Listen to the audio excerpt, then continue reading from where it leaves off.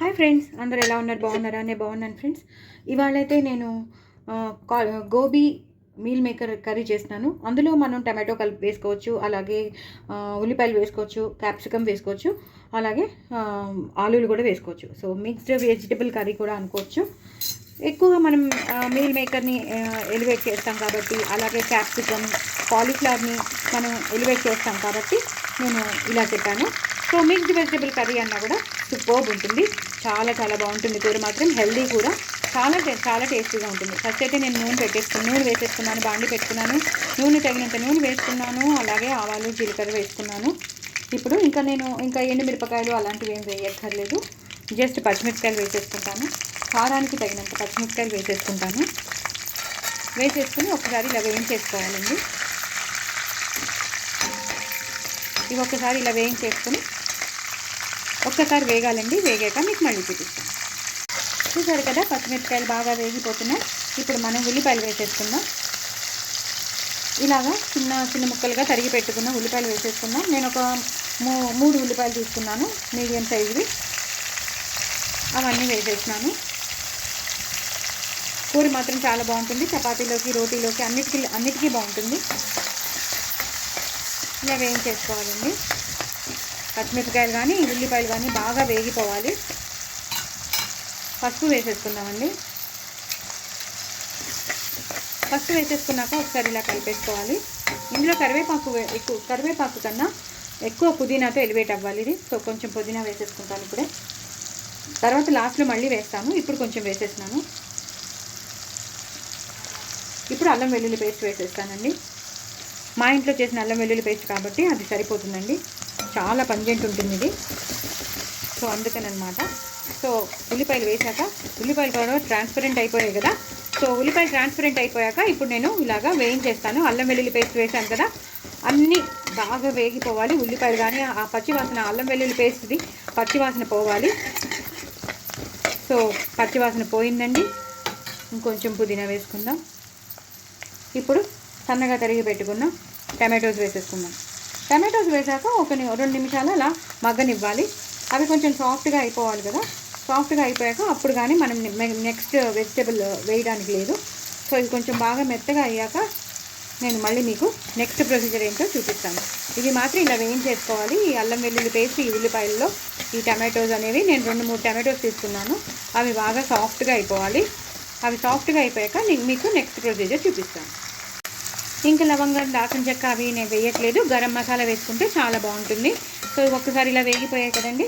ఇప్పుడు సన్నగా తరిగి పెట్టుకున్న క్యాబేజ్ వేసేద్దాం. అందుకే చెప్పాను మిక్స్డ్ వెజిటబుల్ కర్రీ అని. సన్నగా తరిగి పెట్టుకున్న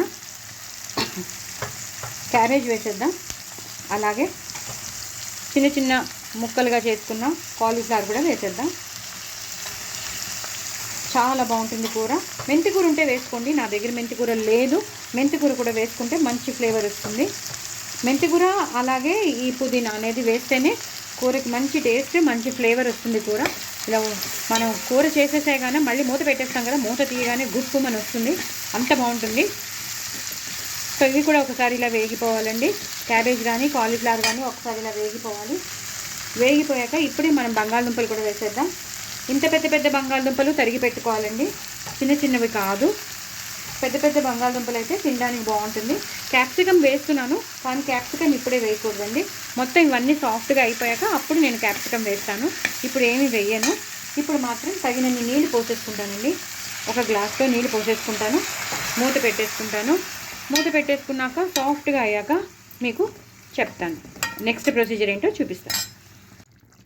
చూసారు కదండి, ఎంతో కలర్ఫుల్గా ఉంది కదా కూర. చాలా కలర్ఫుల్గా ఉంది. ఆ టమాటోస్ కానీ, ఆ కాలీఫ్లవర్ కానీ, గోబీ కానీ, కాలీఫ్లవర్ అన్న గోబీ అన్న ఒకటే, క్యాబేజ్ కానీ సూపర్బ్ ఉన్నాయి. సో ఇవి కూడా బాగా సాఫ్ట్గా అయిపోయాయి కదండి. ఇప్పుడు మనం క్యాప్సికమ్ వేసేసుకుందాం. నేను చెప్పాను కదా, క్యాప్సికమ్ అనేది పెద్ద పెద్ద ముక్కలుగా తరగాలి. ప్లస్ ఇవన్నీ బాగా వేగిపోయాక, అంటే బాగా ఉడికాకనే మనం వేసిన టమాటోస్ కానీ, కాలీఫ్లవర్ కానీ, క్యాబేజ్ కానీ అవన్నీ బాగా కొంచెం సాఫ్ట్ అయిపోయాకనే మనము ఈ క్యాప్సికమ్ అనేది వేసేయాలి. ఎందుకంటే క్యాప్సికమ్ క్యాప్సికమ్ తొందరగా అయిపోతుంది, లేట్ అవ్వదు. అది మరీ క్రంచీగా ఉండకుండా లేహం అయిపోయింది అనుకోండి, దానికి టేస్ట్ ఉండదన్నమాట క్యాప్సికమ్కి. సో ఇంకా దింపేస్తాం అనుకున్న 5-6 నిమిషాల ముందు మనం వేస్తే సరిపోతుంది. సో అందుకే చెప్తున్నాను. సో ఈ మిగతా వెజిటేబుల్స్ అన్నీ సాఫ్ట్గా అయిపోయాక మనం క్యాప్సికమ్ వేసుకోవాలి. సో అలాగే మనం మీల్ మేకర్ కూడా వేసేసుకుందాం. నేను ఉప్పును పసుపు నీళ్ళల్లో నేను ఒక 2 నిమిషాలు బాయిల్ చేసేసి ఇలా స్పాంజీగా అయిపోయిన వాటిని నేను వేసేస్తున్నాను.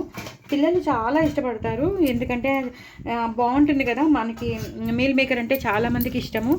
సో నాన్ వెజ్ని రీప్లేస్ చేస్తుందని, నాన్ వెజ్ లాగా ఉంటుందని, అది బాగుంటుంది, తినడానికి బాగుంటుందని, టేస్ట్ ఎన్హాన్స్ అవుతుంది ఏ కూరలో వేసినా.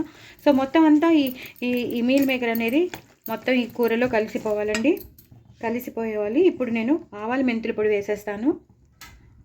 ఆవాల మెంతుల పొడి వేసేసి కొంచెం జీలకర్ర ధనియాల పొడి వేసేస్తాను. అలాగే ఉప్పు వేసేస్తాను, తగినంత ఉప్పు. మీకు రుచికి తగినంత మీరు ఎంత వేసుకుంటారో అంత వేసేస్తాను. మాకు రుచికి తగినంత మేము వేసేసాను. అలాగే కొంచెం కారం, ఇందాక మనం పచ్చిమిరపకాయలు వేసాం కాబట్టి చూసుకుని కారం వేసేసుకోవాలి. ఇప్పుడు ఇది మొత్తం ఇలా కలిపేసుకోవాలండి.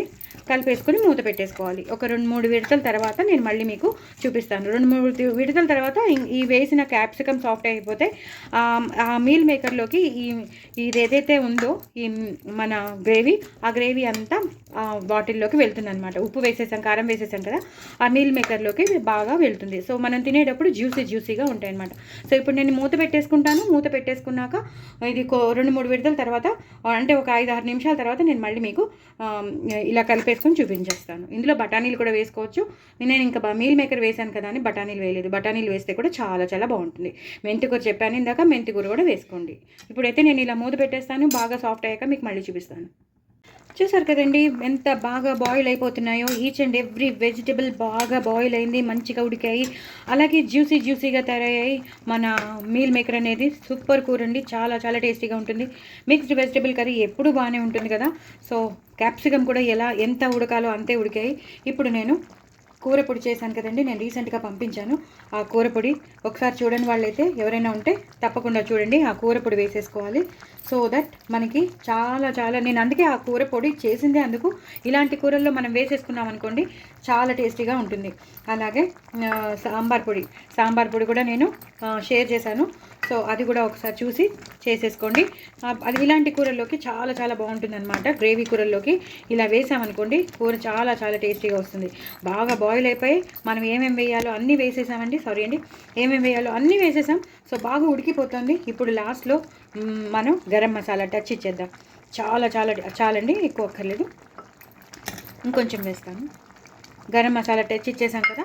ఇప్పుడు దీన్ని పూర్తిగా ఇలాగా కలిపేసుకోవాలి.